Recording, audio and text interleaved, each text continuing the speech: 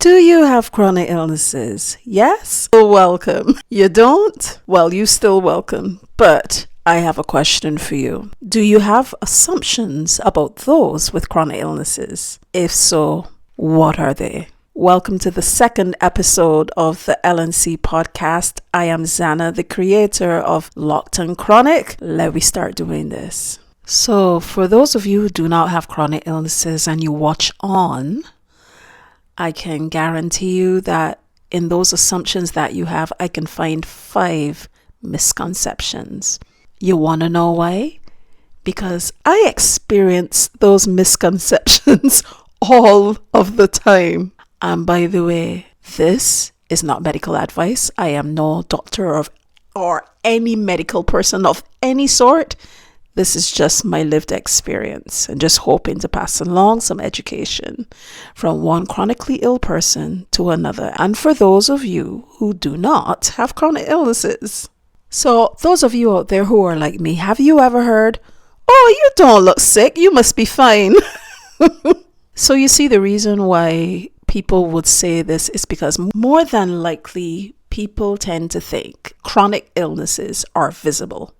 I.e., you see a hospital gown, a wheelchair, somebody limping, weight loss, things like that. When in fact, there are so many people around with chronic illnesses that are invisible. And that's exactly what they're called, invisible illnesses or hidden disabilities. Yes, they are disabilities. But some invisible illnesses that some of us chronically ill persons may experience are fatigue, pain, dizziness, or even organ damage. You see, so many of us who have chronic illnesses are so accustomed to masking and pushing through regardless of our problems that we have made it like an Olympic sport to just look fine. We could win the gold trophy every single time. We are epic when it comes to the cloak of invisibility. But the problem with this is, even though we mask to protect ourselves from scrutiny and shame and all of those negative sorts of things, it makes others feel that we can just about get through anything and counteract anything, and we have the energy to just push on and get anything done. And when we do finally fall, it's like, wait, no, this isn't right. This does not compute. When in fact, you've been falling all along, but hidden, kind of like a duck paddling on water, looking so calm above the water, and then the feet are just going underneath. Am I right? Have those of you who don't have chronic illnesses ever been guilty of saying, if you just eat right, exercise, and think better, you will feel a whole lot better? Be positive. Come on, I'm sure some of you out there have said this to someone, or at least you thought about this a few times. Now, let me explain something. Chronic illness does not equate to a lifestyle choice. Yes, you can tweak some things, but it just doesn't automatically mean that things are just going to be fine. They are not. Actually, let me get into the whole meaning of chronic. Chronic means lifelong or for a very long time. So, i.e., the same hypertension, kidney disease, diabetes, lupus, so many other things out there are all chronic illnesses. Arthritis, osteoporosis, all sorts. All chronic illnesses. Talk about fibromyalgia as well. Asthma. All chronic. Now, you could change things in your life so it can make life a little bit easier, but it doesn't mean that you don't still have to manage these things on a daily basis, because the slightest thing could just knock you straight off kilter and you're back at square one. Yes. So no, chronic illness does not equate to a lifestyle choice. You don't have a lifestyle choice to feel terrible. That is weird. Even positive thinking and focusing on happy thoughts and self-care, reading good books, listening to good music, dancing, all of these things can help us as well. Yes. But they don't take away the situation. Mental health, for instance, chronic illness again. Yes. Hidden disabilities again. Yes. Anxiety, panic attacks, OCD, PTSD, CPTSD. These things are still within you. But yes, the little things that you may think will take these things away altogether can help to manage them. But they're not going to go away altogether because they're actually chronic. And it isn't that we're sitting down wanting these things. No, we're not. Definitely not. But yeah, these things do help. But yeah, they're not going to take them away like erasing something off paper. No. Actually, when you may think this and you may be trying to offer solutions by saying things like these, you ultimately could make the person feel ashamed of their illnesses, make them feel guilty for having the illnesses in the first place. I tend to go through this a lot. I experience this every time that I am down on my luck when it comes to my illnesses and I'm going through a valley of sorts. I feel as if I am letting down everybody because I'm sick and I should be fine.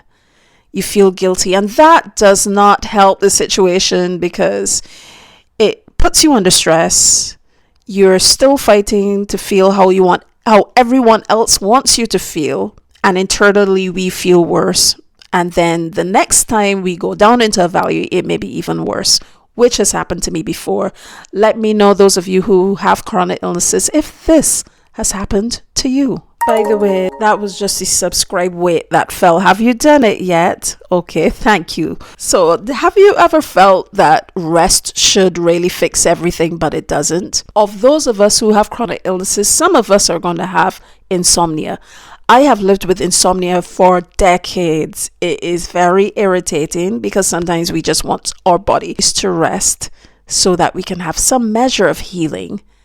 But then our brain may not shut down to rest for the night. And sometimes we have pain for the fibromyalgia.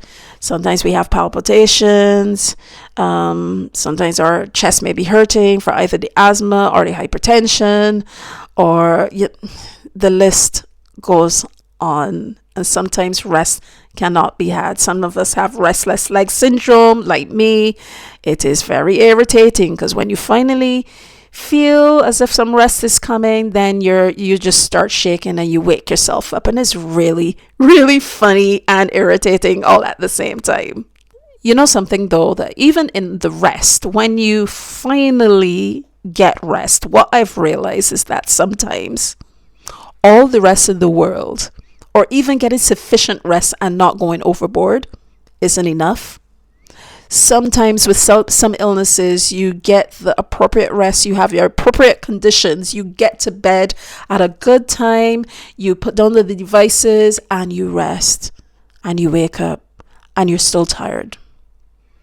You're struggling to get out of bed because you're in so much pain, and it takes about 5 minutes to actually get up, or even more. You have to wake up earlier so that you can get your body accustomed to the fact that you're up. Yeah, sometimes rest is not sufficient because of the type of illness you have. So one thing you shouldn't tell a person with chronic illnesses is try to get some rest, because sometimes rest is already a struggle, and that is frustrating. All well and good, but frustrating. Actually, some of you all out there that don't have chronic illnesses, there is a group out there that thinks that those of us with chronic illnesses are actually lazy. Because even though we've gotten rest, we're still tired. Like, what on earth is wrong with you? Why can't you just get yourself together? You must be lazy. Yeah, we take on that guilt too on the shoulders that already have pain. So that's not a nice thing to think of us. Neither is it a good thing to say, whether or not you say it directly. The thing is, with those of us with chronic illnesses, we pick up on certain cues we have an idea of what may be going through your mind, especially if you don't say anything. It's weird, huh? Now, medicine. Those of you with chronic illnesses that still doing your 9 to 5, for instance, let me know if you can relate to this, right? You take medication not necessarily because you want it to fix your health, but you want it to put you in a way so that you can be presentable to others the way they want you to be presentable. Does that make any sense? Well, I found that has been my situation in some ways, not always. For my mental health, I've definitely done that for the mental health because I realized that I am neurodivergent only later in life. Still waiting for that glorified NHS test. Still waiting for that, but took other examinations and things. Definitely autistic, etc. I know. And it's because of that and realizing that I have cyclothymia as well, which is bipolar 3, which means your mood goes up and down and up and down. And I have general anxiety disorder, major depressive disorder, and I get panic attacks and things. I thought it necessary to finally throw in the hat and take some medication.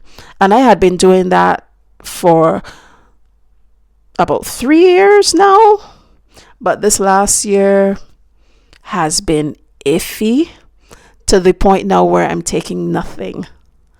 And I will get into that journey on some other episodes that are going to be coming up with my day in the life for 90 days. Yes. I may shorten down 90 to 30, but still, that day in a life is going to touch on that. But yeah, I had been on my strongest medication to date, to the point now where they're not quite sure what else to give me because my body is now not tolerating the medication that I took in order to be normal with everyday people. I heard someone recently say that they did not want to take medication to numb themselves. They wanted to be able to feel the feelings. It's not only about just feeling the feelings, though, I've realized it's about trying to be as normal, whatever that is, in the grand scheme of things. But medication, when it comes to mental health, it helps. But I think for me, it's only when you're taking it for the right reasons. And even though, yes, I was taking it to help with trying to figure out what was going on with my mental health, it became me trying to numb myself down so that I would be acceptable. Nope. That laid on what? Guilt. Shame. So along with the health medication, I've had to take other medication throughout my life for asthma. I can never not take that, by the way. If not, I would literally not be able to breathe. Don't want that. And I have a hypertension medication, which I can't take at the moment because the other medication kind of messed with that. Oh, gosh. But the one thing I am taking is my asthma medication. That at least I'm taking. Hypertension, kidney, everything had to wait a minute. Issue with medication and chronically ill folks, though, is that it's always a trial and error situation, and sometimes the medication isn't always going to work, right? There are things such as side effects and interactions, because if you have multiple illnesses, the medication may interact with each other and not work as well. Or they may cause other situations, like for instance, I have IBS. I have a few things going on with my abdomen, and my medication, I just decided that it did not like my abdomen anymore. So You can have situations like that, or you can have the interactions with the different medications, or it can interact with with normal everyday food that you were eating very well and good, and then all of a sudden you can't eat it anymore. Things of that nature. The very medication could stop you from focusing properly, can make some of your situations even worse. Like some medications for mental health can sometimes make the mental health worse before it gets better. You can feel foggy, you can feel tired, you can feel too alert and jittery, all sorts. You can come to a situation like I have with my mental health where some conditions can only be managed. In a sense, my kidney disease can only be managed at the moment, and it's just by a segue of taking medication for my hypertension that my kidney disease is actually taken care of. I can't really take anything specifically for it at the moment because it's not quote unquote bad enough just yet. I'm on the crux of 3B. So I would have to actually be, I think, at a 4 in order to start looking into other, like, really more in-depth treatments for my kidneys. So managing you. So for all of you out there who don't have to take medication, I am very glad for you, because it is not a fix-all for everything. And for those of us who are chronically ill and have to take medications,